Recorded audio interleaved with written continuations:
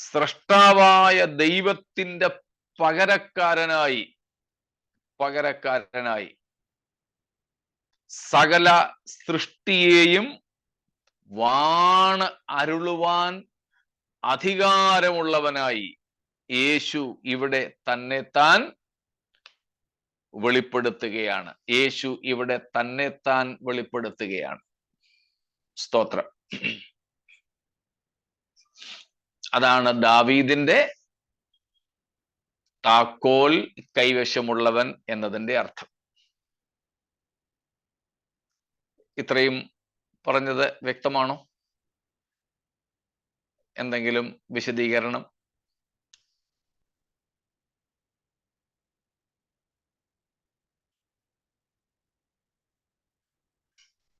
ഈ കാര്യങ്ങൾ നമ്മൾ ഇതിനു മുമ്പ് ചില പ്രാവശ്യങ്ങളിലൊക്കെ പറഞ്ഞിട്ടുണ്ട്. അതുകൊണ്ട് ഞാൻ ഒത്തിരി വിശദമാക്കാതെയാണ് ഇന്ന് അവതരിപ്പിച്ചത്.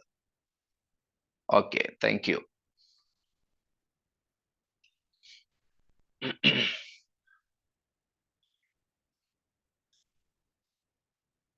അപ്പോൾ ദൈവം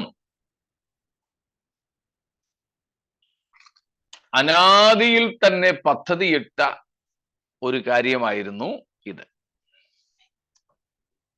അതിന്റെ പൂർത്തീകരണമാണ് ക്രിസ്തുവിലൂടെ സംഭവിക്കുന്നത്. താൻ മശിഹ.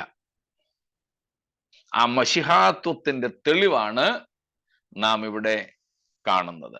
സ്തോത്രം.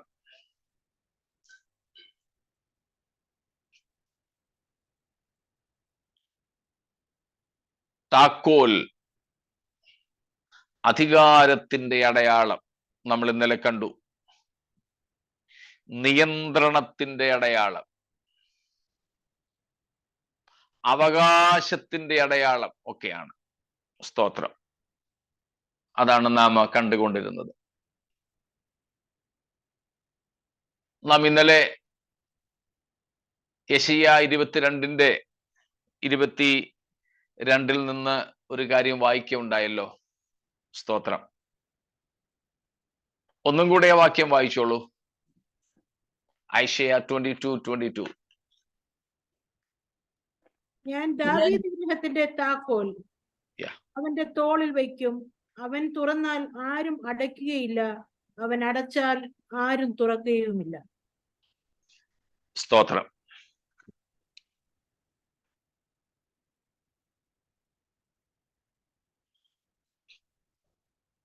അവിടെ നാം കാണുന്നത് ഹിസ്കിയ രാജാവിന് എലിയാക്കീം എന്ന് പറയുന്ന വിശ്വസ്തനായ ഒരു സ്റ്റിവാർഡ് ഗൃഹവിചാരകൻ ഉണ്ടായിരുന്നു. ആ ഗൃഹവിചാരകനോട് നാം അതിന്റെ 20 മുതൽ അല്ലെങ്കിൽ അതിന്റെ 19 മുതൽ അതേക്കുറിച്ച് നമ്മൾ വായിക്കുന്നുണ്ട്. സ്തോത്രം. ഹിസ്കിയ രാജാവിന്റെ എലിയാക്കീം എന്ന് 20-ാം വാക്യത്തിലുണ്ട്. അന്നാളിൽ ഞാൻ ഹിസ്കിയാവിന്റെ മകനായി എന്റെ ദാസനായ എലിയാക്കീമിനെ വിളിക്കും. സ്തോത്രം.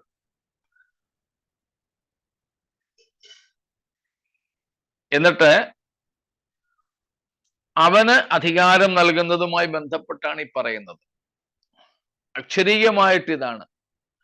ഹിസ്കിയാവിന്റെ ഗൃഹത്തിന് അഥവാ യഹൂദാഗ്രഹത്തിന് മുഴുവനും അധികാരിയായി ഈ എലിയാക്കീമിനെ ആക്കുന്നതിനെ കുറിച്ചാണ് അക്ഷരീയമായി ഈ പ്രവചനം. സ്തോത്രം. യെശയ്യാവ് അതാണ് കേട്ടിട്ട് പറയുന്നത്. എന്നാൽ അത് ബൈബിളിലെ പ്രത്യേകിച്ച് പഴയ നിയമത്തിലെ മിക്ക പ്രവചനങ്ങൾക്കും 2 നിവൃത്തികളുണ്ട്. എല്ലാറ്റിനും എന്ന് പറയുന്നില്ല, മിക്ക പ്രവചനങ്ങൾക്കും 2 പൂർത്തീകരണങ്ങളുണ്ട്. One would be an immediate and imminent fulfillment, whereas The other is a futuristic literal fulfillment. പഴയ നിയമത്തിലെ മിക്ക പ്രവചനങ്ങൾക്കും ഈ രണ്ട് വശങ്ങളുണ്ട്. ഒന്ന്, വളരെ പെട്ടെന്ന് അക്ഷരികമായി നിവർത്തിക്കപ്പെടുന്ന ഒരു പ്രവചന നിവൃത്തി. അത് ഭാഗികമായിട്ടേ ഉള്ളൂ. എന്നാൽ അതിൻ്റെ പൂർണ്ണമായ നിവൃത്തി ഭാവിപരമാണ്. മിക്ക പ്രവചനങ്ങളും അങ്ങനെയാണ്. ഇവിടെയും അത് തന്നെ.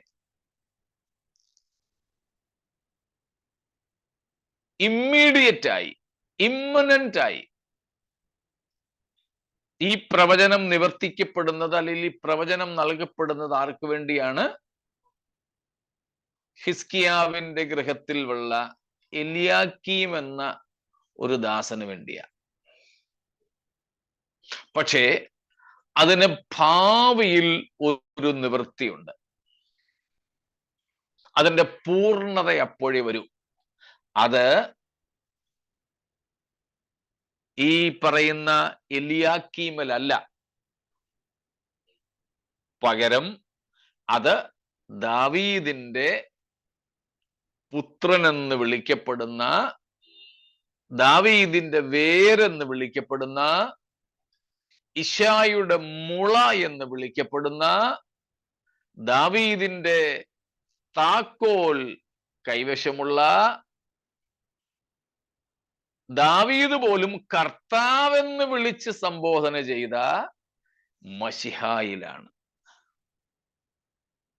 കൂടെ ഉണ്ടല്ലോ, മനസ്സിലാക്കാൻ പ്രയാസമില്ലേ? സ്തോത്രം.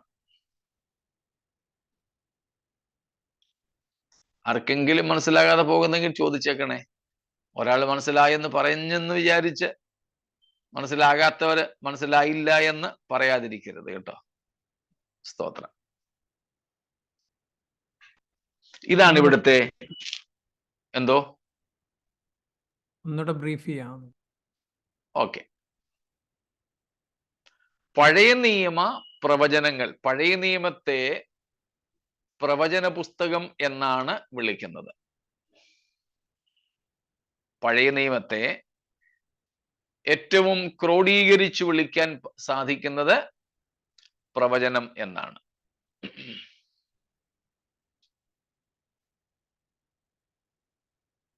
രണ്ട് പത്രോസ് 1-ാം അധ്യായത്തിന്റെ 19, 20, 21 വാക്യങ്ങളിൽ നാം അതാണ് കാണുന്നത്. തിരുവെഴുത്തിലെ പ്രവചനം, പ്രവാചക വാക്യവും ഏറെ. 19-ാമത്തെ വാക്യം നമുക്കുണ്ട്. സ്തോത്രം. അപ്പം സ്വസമ്മ എടുത്തായിരുന്നു വായിക്കാൻ. എന്നാ വായിച്ചു. പ്രവാചക വാക്യവും അധികം സ്ഥിരമായിട്ട് നമുക്കുണ്ട്. നേരം വെളുക്കുകയും നിങ്ങളുടെ ഹൃദയങ്ങളിൽ ഉദയനക്ഷത്രം ഉദിക്കുകയും ചെയ്യുവോളും ഇരുണ്ട സ്ഥലത്ത് പ്രകാശിക്കുന്ന വിളക്കുപോലെ അതിനെ കരുതിക്കൊണ്ടാൽ നന്ന്. അടുത്ത വാക്യം കൊണ്ട് വായിച്ചട്ടെ. തിരുവെഴുത്തിലെ പ്രവചനം ഒന്നും സ്വയമായ വ്യാഖ്യാനത്താൽ ഉളവാകുന്നതല്ല എന്ന് ആദ്യം തന്നെ അറിഞ്ഞുകൊള്ളണം. പ്രവചനം ഒരിക്കലും മനുഷ്യന്റെ ഇഷ്ടത്താൽ വന്നതല്ല, ദൈവകൽപ്പനയാൽ മനുഷ്യർ പരിശുദ്ധാത്മ നിയോഗം പ്രാപിച്ചിട്ട് സംസാരിച്ചതത്രേ. ഈ 3 വാക്യങ്ങളിലും 19, 20, 21, 2 പത്രോസ് 1-ാം അധ്യായം, ഇവിടെ പഴയ നിയമത്തെ ഒറ്റ വാക്കിൽ പരിചയപ്പെടുത്തിയിരിക്കുന്നത് പ്രവചനമെന്നാണ്. പ്രവചനം, തിരുവെഴുത്തിലെ പ്രവചനമൊന്നും സ്വയമായ വ്യാഖ്യാനത്താൽ ഉളവാകുന്നതല്ല. 19-ാമത്തെ വാക്യത്തിൽ നമ്മൾ കണ്ടു, പ്രവാചക വാക്യവും അധികം സ്ഥിരമായി നമുക്കുണ്ട്. ഈ പ്രവചനങ്ങളെല്ലാം വിരൽ ചൂണ്ടുന്നത് ആരിലേക്കാണ്? യേശുവിലേക്കാണ്. എന്നാൽ ഈ പ്രവചനങ്ങളിൽ, പഴയ നിയമത്തിലെ പ്രവചനങ്ങളിൽ ഒട്ടുമിക്ക പ്രവചനങ്ങൾക്കും രണ്ട് തലങ്ങളിൽ നിവർത്തീകരണമുണ്ട്. ഒന്ന് അന്നേരം അക്ഷരികമായി നിവർത്തിക്കുന്ന ഒരു നിവൃത്തി, അല്ലെങ്കിൽ ആസന്ന ഭാവിയിൽ, അന്നേരമോ ആസന്ന ഭാവിയിലോ നിവർത്തിക്കുന്ന ഒരു നിവൃത്തി. മറ്റൊന്ന് ഭാവിയിൽ, ഒരുപക്ഷെ വളരെ വിദൂര ഭാവിയിൽ നിവർത്തിക്കപ്പെടുന്ന ഒരു നിവൃത്തി. അതിലൊരു ഉദാഹരണമാണ് ഇപ്പോൾ നമ്മൾ യെശയ്യാ 22-ാം അധ്യായത്തിൽ കണ്ടത്. അവിടെ പറഞ്ഞിരിക്കുന്ന പ്രവചനത്തിന് രണ്ട് വശങ്ങൾ. ഒന്ന് അടുത്ത കാലത്ത് നിവർത്തിക്കപ്പെട്ട, എലിയാക്കീമിൽ നിവർത്തിക്കപ്പെട്ട, ഹിസ്കിയാവിന്റെ കുടുംബത്തിൽ നിവർത്തിക്കപ്പെട്ട ഒരു കാര്യം. എന്നാൽ ആ നിവർത്തി കൊണ്ട് അത് പൂർണ്ണമായോ? ഇല്ല. അത് ആരിലേക്ക് നീണ്ടുകിടക്കുന്ന പ്രവചനമാണ്?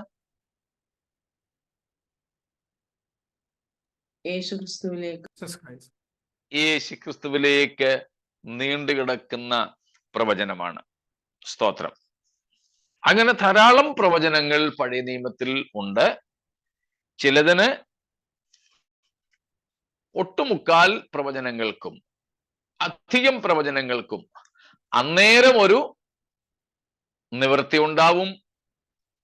എന്നാൽ അതിൻ്റെ പൂർണ്ണത ഭാവിപരം ആയിരിക്കും. സ്തോത്രം. ഭാവിപരമായിരിക്കും.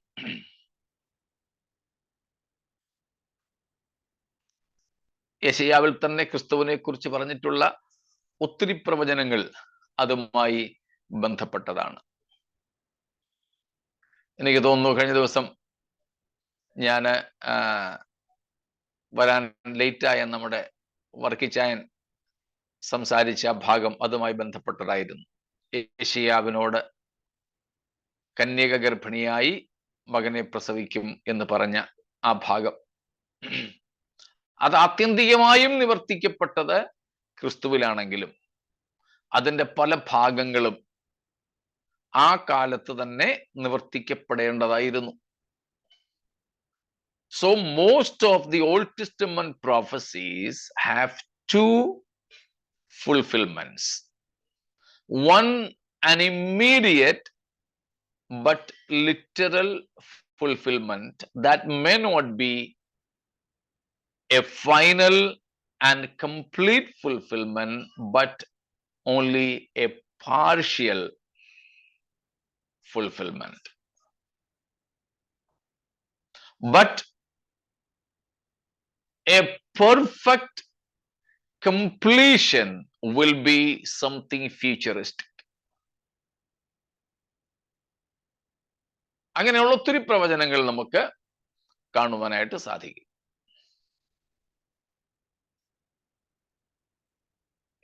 ഇപ്പൊ മനസ്സിലായോ?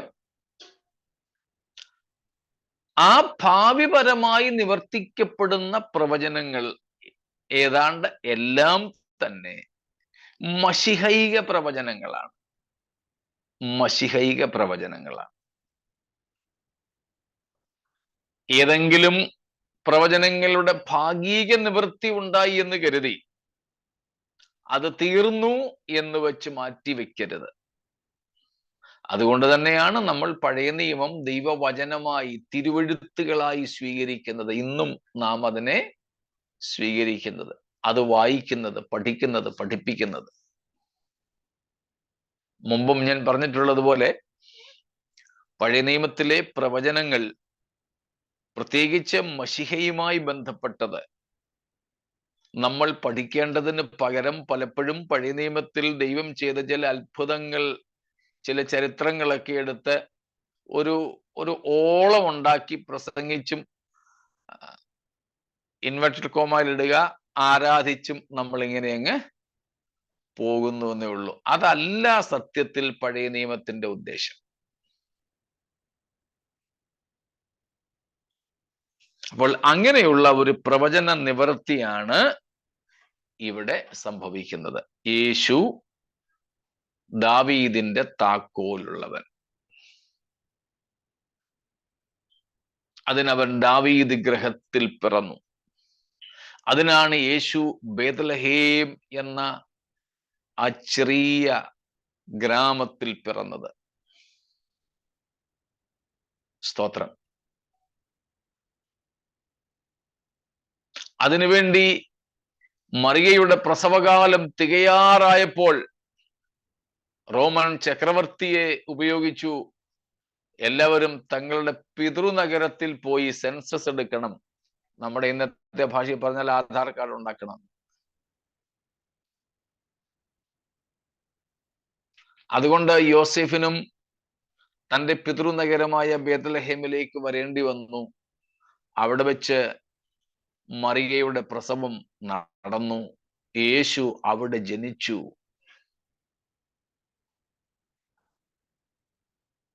സ്തോത്രം. അത് തന്നെയായിരുന്നു ഹെരോദാവ് തുടങ്ങിയവരുടെ ഭീതി. വിദ്വാൻമാർ കൊട്ടാരത്തിലല്ലേ വന്ന് ചോദിച്ചത്, രാജാവായി പിറന്നവൻ എവിടെ? ആശങ്കയായി. ഞാനിവിടെ ഇരിക്കുമ്പോ ഞാൻ അറിയാതൊരു രാജാവോ?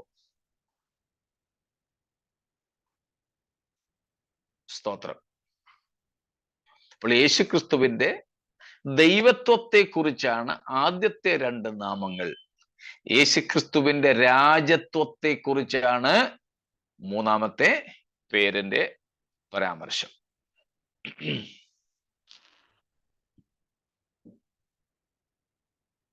ഇത്രയും വ്യക്തമാണോ? സ്തോത്രം. നമുക്ക് വളരെ പരിചയമുള്ള ഗ്രേറ്റ് കമ്മീഷൻ എന്ന് നമ്മൾ വിളിക്കാറുള്ള മത്തായി 28 18 മുതൽക്കുള്ള വാക്യങ്ങൾ നമുക്ക് പരിചയമാണ്. സ്നാന സമയങ്ങളിലൊക്കെ നമ്മൾ എപ്പോഴും വായിക്കാറുള്ളതാണ്. അവിടെ യേശു 18ാം വാക്യത്തിൽ പറയുന്നു, സ്വർഗത്തിലും ഭൂമിയിലും സകല അധികാരവും എനിക്ക് നൽകപ്പെട്ടിരിക്കുന്നു. ദാവീദിന്റെ താക്കോൽ, അതിന്റെ അർത്ഥമാണ് നാം മത്തായി 28:18 കാണുന്നത്. സ്വർഗത്തിലും ഭൂമിയിലും സകല അധികാരവും യേശുവിനുണ്ട്. ദാവീദിന്റെ താക്കോൽ കൊണ്ട് അർത്ഥമാക്കുന്നത്, സ്തോത്രം, സ്വർഗത്തിലും ഭൂമിയിലുമുള്ള സകല അധികാരങ്ങളും യേശുവിന്റെ കയ്യിൽ ആയിരിക്കുന്നു എന്നാണ്. സ്തോത്രം. വെളിപ്പാട് 1:18 നമ്മൾ വായിച്ചിട്ടുണ്ട്. Revelation 1:18. There we see Christ claims, I hold the keys of death and Hades. മരണത്തിന്റെയും പാതാളത്തിന്റെയും താക്കോൽ എന്റെ കൈവശം എന്ന് വെളിപ്പാട് 1:18 നമ്മൾ വായിക്കുന്നു. സ്തോത്രം. ഇനി അതവിടെ നിൽക്കട്ടെ. ഏറ്റവും വലിയ അധികാരം എന്താണെന്നൊന്ന് പറഞ്ഞേരെ.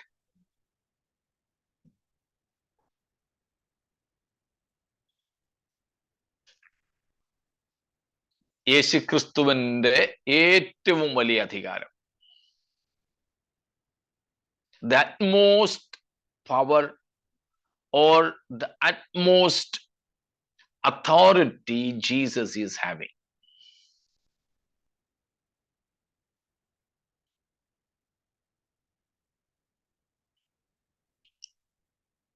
വേഗത്തിൽ പോരെ. ജഡ്ജ്മെന്റ് അല്ല,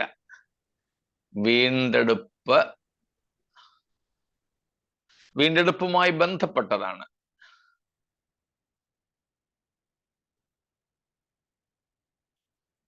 മരണത്തിന്റെ മേലുള്ള അധികാരം അതിന്റെ ഒരു പ്രൂഫാണ്.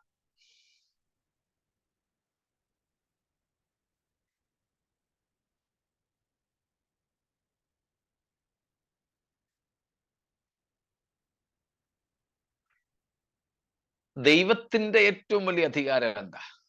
പാപത്തിന്മേലുള്ള അധികാരം. Very good. പാപത്തിന്മേലുള്ള അധികാരം എന്ന് പറയുമ്പോൾ കുറെ കൂടെ സ്പെസിഫൈ ചെയ്ത് പറഞ്ഞാൽ the right and authority to forgive sins. പാപങ്ങൾ ക്ഷമിക്കുവാനുള്ള അധികാരമാണ് നമ്മുടെ ദൈവത്തിന്റെ ഏറ്റവും വലിയ അധികാരം. ഏറ്റവും വലിയ അധികാരം. മരണത്തിന്റെ മേലുള്ളതിനേക്കാൾ, ന്യായവിധിയുടെ മേലുള്ളതിനേക്കാൾ, സ്തോത്രം, ഏറ്റവും വലിയ അധികാരം പാപങ്ങൾ ക്ഷമിക്കുവാനുള്ള അധികാരമാണ്. സ്തോത്രം. ശിക്ഷിക്കാൻ പലർക്കും അധികാരം കാണും, പക്ഷേ ക്ഷമിക്കാൻ പലർക്കും അധികാരമില്ല. സ്തോത്രം. മനസ്സിലായോ? സ്തോത്രം. നമ്മുടെ ഏത് രാഷ്ട്രത്തിലും അങ്ങനെ തന്നെ ആകാനാ സാധ്യത. നമ്മുടെ രാജ്യത്തിൽ അങ്ങനെയാണല്ലോ. പ്രഥമ പൗരൻ, പ്രസിഡന്റ്, രാഷ്ട്രപതി, അദ്ദേഹത്തിനാണല്ലോ ക്യാപിറ്റൽ പണിഷ്മെന്റിന് വേണ്ടിയിട്ട് വിധിക്കപ്പെട്ട, മരണശിക്ഷയ്ക്ക് വിധിക്കപ്പെട്ട ഒരുത്തനെ വെറുതെ വിടാനുള്ള അധികാരം. വേറെ ആർക്കും ആ അധികാരം ഇല്ല. ഏറ്റവും വലിയ അധികാരം ഒരു രാഷ്ട്രത്തിന്റെ രീതിയിൽ നോക്കിയാൽ പോലും ക്ഷമിക്കാനുള്ള അധികാരം. യേശുക്രിസ്തു ദാവീദിന്റെ താക്കോൽ കൈവശമുള്ളവൻ എന്ന് പറയുമ്പോൾ സ്വർഗത്തിലും ഭൂമിയിലുമുള്ള സകല അധികാരവും എനിക്ക് നൽകപ്പെട്ടിരിക്കുന്നെന്ന് പറയുമ്പോൾ അതിൻ്റെ ഏറ്റവും തുഞ്ചത്ത്, ഏറ്റവും മുകളിൽ നിൽക്കുന്ന അധികാരം എന്ന് പറയുന്നത് ക്ഷമിക്കുവാൻ, പാപം ക്ഷമിപ്പാനുള്ള അധികാരമാണ്. സ്തോത്രം. നമുക്കറിയാം, ഒരുപക്ഷെ പത്രോസിന്റെ വീട്ടിലാണ്, കഫർന്നഹൂമിൽ, യേശു ഇങ്ങനെ ഇരിക്കുമ്പം ആൾക്കാര് ഭയങ്കര തിരക്കാ. ഒരു പാരലിറ്റിക്, പക്ഷവാതക്കാരനെ 4 പേര് കട്ടിലേൽ എടുത്തോണ്ട് വന്നിട്ട് യേശുവിന്റെ അടുക്കൽ കൊണ്ടുപോകാൻ ഒക്കാഞ്ഞതുകൊണ്ട് വീടിന്റെ മേൽക്കൂര പൊളിച്ച് ഇറക്കി വെച്ചു. മുകളിൽ നിന്ന് കട്ടിൽ വരുന്നത് കണ്ടുകൊണ്ട് ആൾക്കാർ മാറിക്കാണും യേശുവിന്റെ അടുക്കൽ നിന്ന്. അങ്ങനെ ഒടുവിൽ ഇറക്കി വെച്ചത്. അതോ ഇനിയും തൂക്കി പിടിച്ചതേ ഉള്ളൂ? അങ്ങനെയാകാൻ സാധ്യതയുണ്ട്.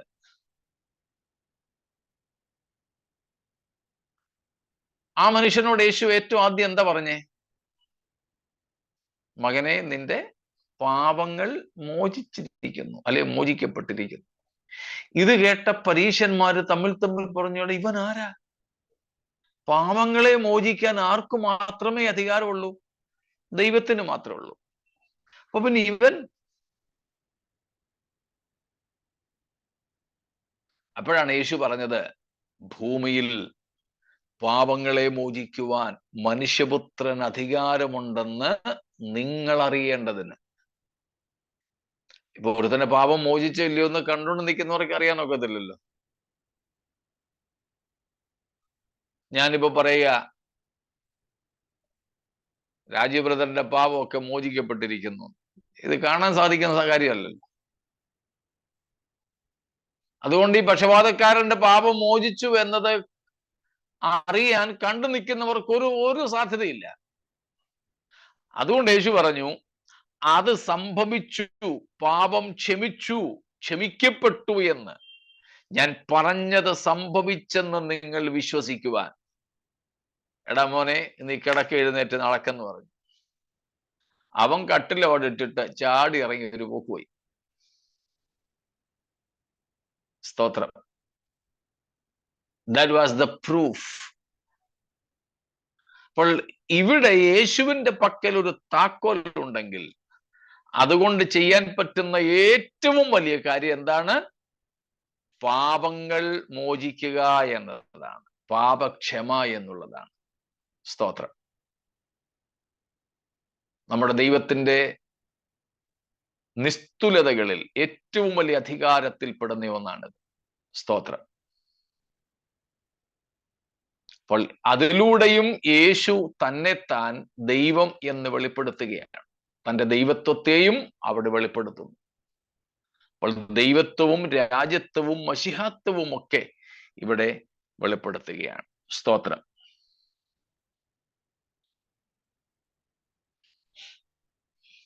അപ്പോൾ പാപങ്ങളെ ക്ഷമിക്കുവാനുള്ള അധികാരമാണ് ഏറ്റവും വലിയ അധികാരം. ആ അധികാരം ഉള്ളത് കൊണ്ടാണ് ഈ താക്കോല് വെച്ച് നമുക്ക് സ്വർഗവാതിലും കൂടെ ഒക്കെ തുറന്നു തരാൻ കർത്താവിന് പറ്റുന്നത്. സ്തോത്രം.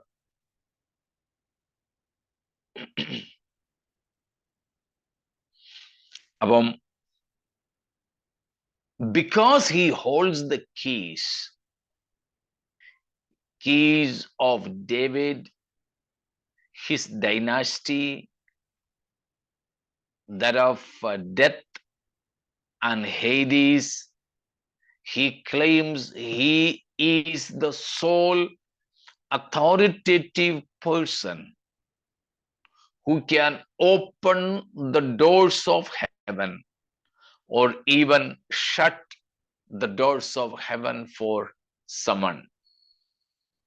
സ്വർഗത്തിന്റെ വാതിൽ തുറക്കാനും അടയ്ക്കാനും, നരകത്തിന്റെ വാതിൽ തുറക്കാനും അടയ്ക്കാനും ഒക്കെ അധികാരമുള്ളവൻ യേശു ആണെന്ന് ഇവിടെ കർത്താവ് അസന്നിഗ്ധമായിട്ട് വെളിപ്പെടുത്തുകയാണ്. സ്തോത്രം. ഇത്രയും വ്യക്തമായോ? ദാവീദിന്റെ താക്കോൽ എന്നതുകൊണ്ട് അർത്ഥമാക്കുന്നത്? സ്തോത്രം. അതുകൊണ്ടാണോ ചില സഭക്കാരൻ പറയുന്നത് പത്രോസിന് അധികാരം കൊടുത്തേച്ചാ യേശുക്രിസ്തു പോയെന്ന് പറയുന്നത്? സ്വർഗരാജ്യത്തിന്റെ താക്കോൽ ഞാൻ നിനക്ക് തരുന്നെന്ന് പത്രോസിനോട് യേശു ഒരിക്കൽ പറഞ്ഞത് വെച്ചുകൊണ്ടാണ് പറയുന്നത്. യേശുവിനേക്കാൾ അവർക്ക് വലിയ പുള്ളി പത്രോസ. വചനത്തെക്കാൾ അവർക്ക് സഭയാണ് വലുത്. അതുകൊണ്ടാണ് നമ്മൾ ഇതിനു മുമ്പ് പറഞ്ഞിട്ടുണ്ട്, വചനം സഭയ്ക്ക് അതീതമാണ്, സഭയുടെ നേതൃത്വത്തിന് അതീതമാണ്, പാരമ്പര്യങ്ങൾക്ക് അതീതമാണ്, മനുഷ്യന്റെ റീസൺ യുക്തിക്ക് അതീതമാണ്, നമ്മുടെ എക്സ്പീരിയൻസസ് അനുഭവങ്ങൾക്ക് അതീതമാണ്, നമ്മുടെ ഫീലിങ്സ് നമ്മുടെ തോന്നലുകൾക്ക് അതീതമാണ്. ഏറ്റവും ഒടുവിൽ നമ്മൾ പറഞ്ഞു ദൈവവചനം. പറഞ്ഞു. Very name of God. Yes, even above the names of God. സ്തോത്രം. ദൈവത്തിന്റെ നാമത്തെക്കാൾ ദൈവവചനം വലുതാണെന്ന്. എന്നാൽ കത്തോലിക്കരെ സംബന്ധിച്ച് വചനം, അതായത് ഒരു ഫ്രേസ് ഇങ്ങനെയുണ്ട്, സഭ വചനത്തിന് വേണ്ടിയാണോ വചനം സഭയ്ക്ക് വേണ്ടിയാണോ, ആരാണ് അല്ലെങ്കിൽ ഏതാണ് വലുത്? വചനം സഭയ്ക്ക് വേണ്ടിയാണ്, സഭയാണ് വചനം ഉണ്ടാക്കിയത്, സഭയാണ് വചനത്തിന്റെ ക്രോഡീകരണം കാനോനൈസേഷൻ ഒക്കെ നടത്തിയത്. അതുകൊണ്ട് വചനത്തെക്കാൾ വലുത് സഭയാണ് എന്നൊരു പഠിപ്പീര് അവർക്കുണ്ട്. അത് വെച്ചുകൊണ്ടാണ് പറയുന്നത്, യേശു പറഞ്ഞു സ്വർഗരാജ്യത്തിന്റെ താക്കോൽ ഞാൻ നിനക്ക് തരുന്നു. ആ താക്കോൽ കൂട്ടമെല്ലാം ആദ്യത്തെ പോപ്പായ, അങ്ങനെയാണ് അവർ പത്രോസിനെ വിളിക്കുന്നത്, ഫസ്റ്റ് പോപ്പ്. ആദ്യത്തെ പോപ്പായ പത്രോസിനാണ് ഈ അധികാരമെല്ലാം കിട്ടിയത് എന്ന് അവർ തെറ്റായിട്ട് പഠിപ്പിക്കുന്നത്.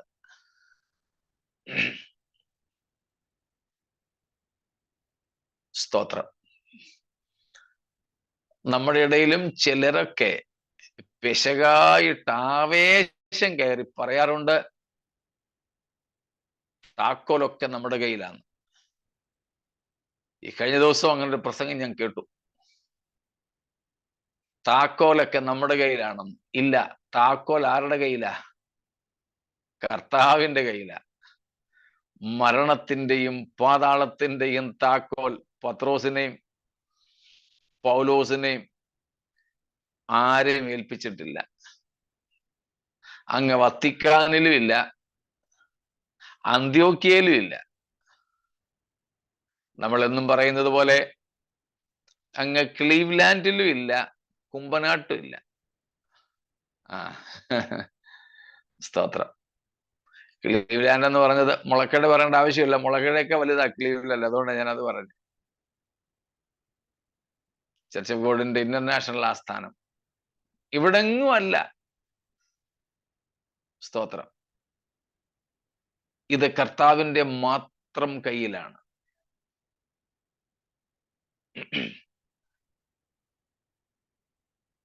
അപ്പൊ പത്രോസിന്റെ കയ്യിൽ ഉണ്ടെന്ന് പറയാൻ ഇതാണ് കാരണം. സ്വർഗരാജ്യത്തിന്റെ താക്കോൽ ഞാൻ നിന്നെ ഏൽപ്പിക്കുന്നു, ഞാൻ നിനക്ക് തരുന്നു എന്ന് കർത്താവ് പത്രോസിനോട് പറഞ്ഞത് വെച്ചുകൊണ്ടാണ് അവരെ അങ്ങനെ പഠിപ്പിക്കുന്നത്.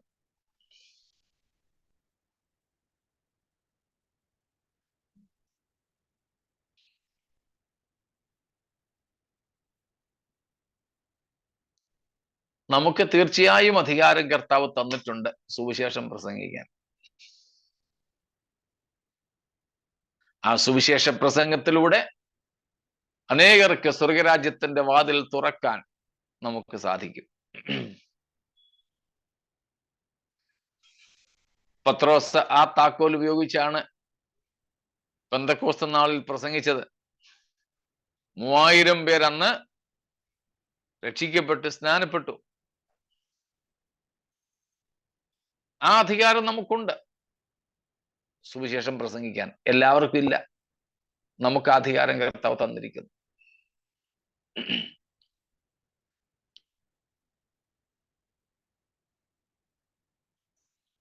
മറ്റെന്തെങ്കിലും?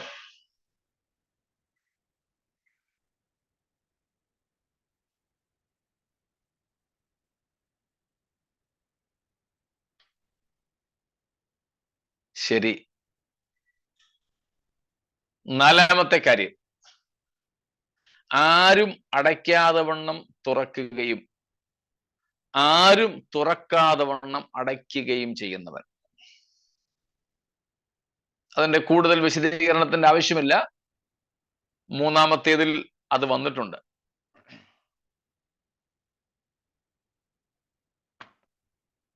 അത് യേശുവിന്റെ സോവറിൻ അതോറിറ്റി, പരമാധികാരത്തെ കാണിക്കുന്നു. സകലവും തനിക്ക് കീഴായിരിക്കുന്നു എന്നതിനെ കാണിക്കുന്നു. കർത്താവിന് മീതെ ഒന്നുമില്ല എന്നതാണ് അതിന്റെ അർത്ഥം. സ്തോത്രം. ആരും അടയ്ക്കാതെ വണ്ണം തുറക്കുന്നവൻ, ആരും തുറക്കാതെ വണ്ണം അടയ്ക്കുന്നവൻ. അധികാരം, പരമാധികാരം, സർവാധികാരം. സ്തോത്രം. അതാണ് നാം എഫേസ്യ ലേഖനം 1-ാമത്തെ അധ്യായം 20 മുതൽക്ക് വായിക്കുന്നത്. Ephesians 1:20 following. കൊലോസ്യ ലേഖനത്തിലും ആ കാര്യങ്ങളുടെ ആവർത്തനമുണ്ട്. എടുത്തെങ്കിൽ എളുപ്പം ഒന്ന് വായിച്ചോളൂ, എന്നിട്ട് നമുക്ക് നിർത്താം. അങ്ങനെ അവൻ ക്രിസ്തുവിലും വ്യാപരിച്ച് അവനെ മരിച്ചവരുടെ ഇടയിൽ നിന്ന് ഉയർപ്പിക്കുകയും സ്വർഗത്തിൽ തന്റെ വലത്തുഭാഗത്ത് എല്ലാ വാഴ്ചയ്ക്കും അധികാരത്തിനും ശക്തിക്കും കർത്തൃത്വത്തിനും ഈ ലോകത്തിൽ മാത്രമല്ല വരുവാനുള്ളതിലും വിളിക്കപ്പെടുന്ന സകല നാമത്തിനും അത്യന്തം മീതെ ഇരുത്തുകയും സർവവും അവന്റെ കാൽ കീഴാക്കി വെച്ച് അവനെ സർവത്തിനും മീതെ തലയാക്കി എല്ലാറ്റിലും എല്ലാം നിറയ്ക്കുന്നവന്റെ നിറവായിരിക്കുന്ന അവന്റെ ശരീരമായ സഭയ്ക്ക് കൊടുക്കുകയും ചെയ്തിരിക്കുന്നു. സ്തോത്രം. പൗലോസിന്റെ വാചകങ്ങളാ. വിശദീകരിക്കാൻ നമ്മളിവിടെ സമയമെടുക്കുന്നില്ല. ഒരു സൂചന മാത്രം. യേശുവിനെ പിതാവായ ദൈവം പരിശുദ്ധാത്മ ശക്തിയാൽ ഉയർപ്പിച്ചു. Jesus was resurrected. യേശുവിനെ ഉയർപ്പിച്ചിട്ട് സ്വർഗത്തിലേക്ക് കൊണ്ടുപോയി. He was ascended. സകല വാഴ്ചയ്ക്കും കർത്തൃത്വത്തിനും അധികാരത്തിനും നാമത്തിനും ഒക്കെ അത്യന്തം മീതെയിരുത്തി. He was seated on the most high, high above all or everything. സ്തോത്രം. എന്നിട്ടോ സകലത്തെയും അവന്റെ കാൽ കീഴാക്കിയിരിക്കുന്നു. സകലത്തെയും അവന്റെ കാൽ കീഴ് ആക്കിയിരിക്കുന്നു. Everything is made under his feet.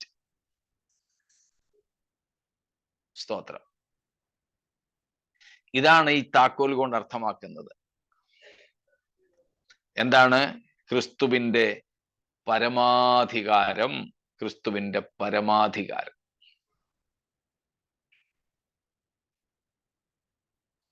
നമ്മുടെ കർത്താവിന്റെ കരങ്ങളെ തടുക്കാൻ ആർക്കും കഴിയുകയില്ലെന്ന്. നീ എന്തുകൊണ്ട് ഇത് ചെയ്യുന്നു എന്ന് ചോദിപ്പാൻ ആർക്കും കഴിയുകയില്ല.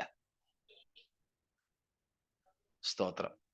യേശു ഭൂമിയിലായിരുന്ന സമയത്ത് പെസഹ ആചരിക്കാൻ സ്ഥലമില്ല.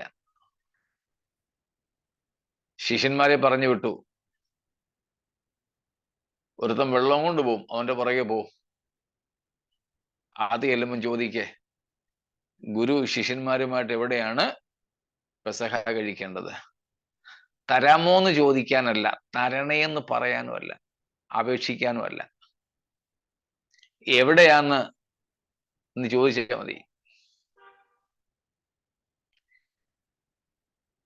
സിയോൻ പുത്രിയുടെ രാജകുമാരനായി യെരുശലേമിലേക്ക് എഴുന്നള്ളാൻ ഒരു വാഹനമൃഗം വേണമായിരുന്നു. കർത്താവ് എങ്ങും അപേക്ഷയുമായിട്ട് അയച്ചില്ല.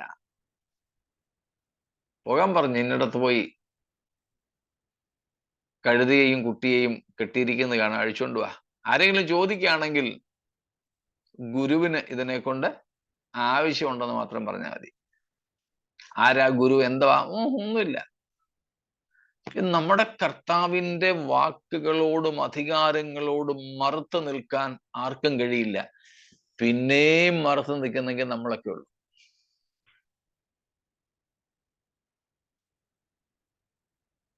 സ്തോത്രം. അത് പിന്നെ ഈ കർത്താവ് ഒന്നും ചെയ്യാത്തത് തന്റെ കരുണയുടെ ആധിക്യം കൊണ്ടാണ്. വേറെ ചിലരെ ഒന്നും ചെയ്യാത്തത് തൂക്കി കൊല്ലാൻ പോകുന്നവനെ പിന്നെ ചൂരലിന് അടിക്കത്തില്ലല്ലോ, വെടിവെച്ച് കൊല്ലാൻ പോകുന്നവനെ ഇടിക്കത്തില്ലല്ലോ. അതുകൊണ്ട് ചിലരെ കർത്താവ് ഒന്നും ചെയ്യുന്നില്ലെന്ന് മാത്രമേ ഉള്ളൂ. സ്തോത്രം. അവന്റെ അധികാരത്തോട് മറുത്തു നിൽക്കാൻ ആർക്കും കഴിയുകയില്ല. ഇപ്പോഴും അങ്ങനെ തന്നെയാണ്. എന്നാൽ അതിൻ്റെ പരമമായ നിലയിലായിരിക്കും ഭാവിയിൽ സംഭവിപ്പാൻ പോകുന്നത്.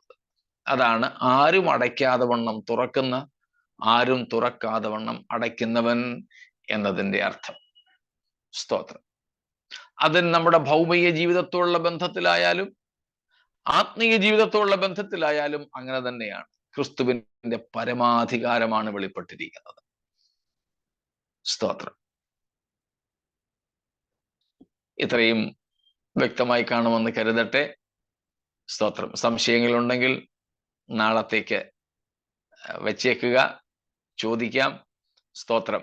കർത്താവിന്റെ വരവ് താമസിക്കുന്നെങ്കിൽ നമുക്ക് നാളെ ബാക്കി ഭാഗം ചിന്തിക്കാം. ഈ വചനങ്ങളാൽ ദൈവം നമ്മെ അനുഗ്രഹിക്കുമാറാകട്ടെ.